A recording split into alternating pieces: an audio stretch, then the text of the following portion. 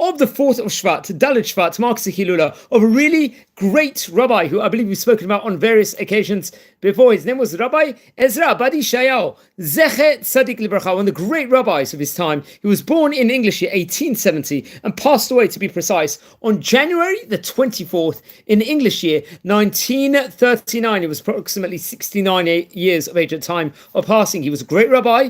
He was a Posek Halacha, render various different Jewish halachic laws, decision making. He was the head of the Jewish court, Din, in Aram, Tzova, respectively. Great Syrian rabbi, and very much many people have mentioned him on various occasions before. Let's explore some of the highlights of the great rabbi's life. Now, he was born in Chalab, in Aleppo, in the Hebrew year, Hey Tafresh Lamed, naturally we say 1870 in English. He came from great heritage. His father's name was Rabbi Yosef, and his mother's name was Rabbanit Mazal. He would learn under auspices of the famous Rabbi Yaakov Alfia, another great rabbi we actually dedicated a video to, and also Rabbi Abraham Entebi, another great rabbi. He happened to be the chief rabbi of Chalab, of Aleppo in Syria, and a great Dayan and great Kabbalist. We also, I believe, covered a video on the great Chacham only in the last few weeks, if I'm not mistaken. And he would continue to learn, especially under Yeshayahu Dayan, another great rabbi, and Rabbi Nisim Lopez. These were great rabbis from the Aram Tzova neighborhood in of itself. Now, I believe in the Hebrew year, he would get married to Ranit Frida.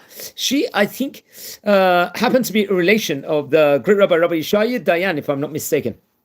Of one of these great rabbis. It was, I'm not too sure exactly, but it was definitely, and a very, very prestigious, very great family in of itself.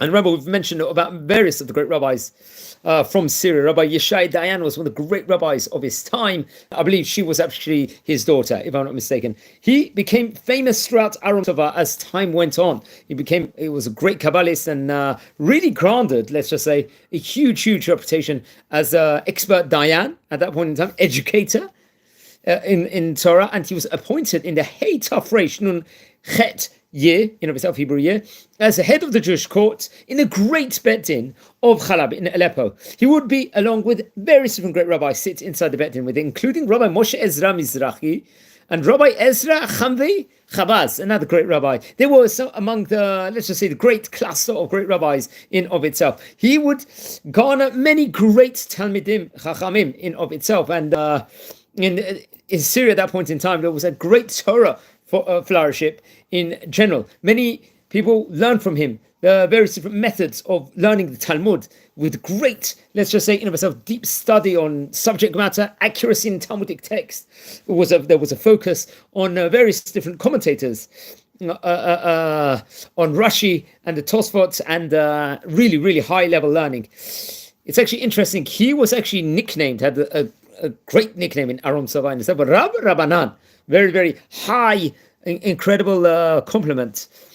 And this was, many of the great Chachamim will actually name him after this. This is a title for great sages in of itself. And many of the great sages learned Torah from him. I believe it was reported over, I think in the Hebrew year, or Hey Tafresh Samach Tet, that was 1908. Sadly, his wife passed away, and he would get remarried later on to a second wife, Rabbanit Chosni, if I'm not mistaken. I'm not too sure exactly the time period this was. Come what the year 1935, he will be Zoche and moved to the land of Israel with the various different families from Chalab. This was 13 years before the Medinat Israel was established, and he would actually dwell in the Bukharian neighborhood in Jerusalem. Very great neighborhood. Now, he passed away on the 4th of Shvat in English year 1939, the 24th of January to be precise. He was buried in Har Azeitim. And so this was, we're talking about from the time of recording about 85 years ago. I think sadly his son Moshe passed away a year later, if I'm not mistaken. But he was also buried, I think, next to him in Har Azeitim.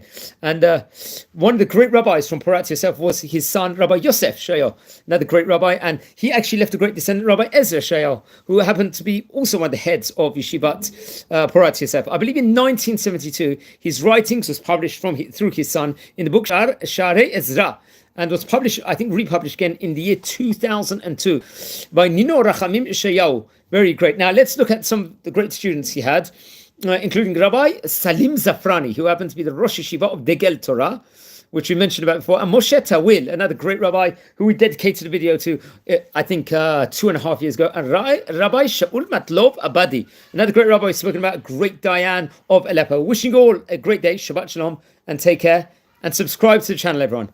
Be well and subscribe to the channel.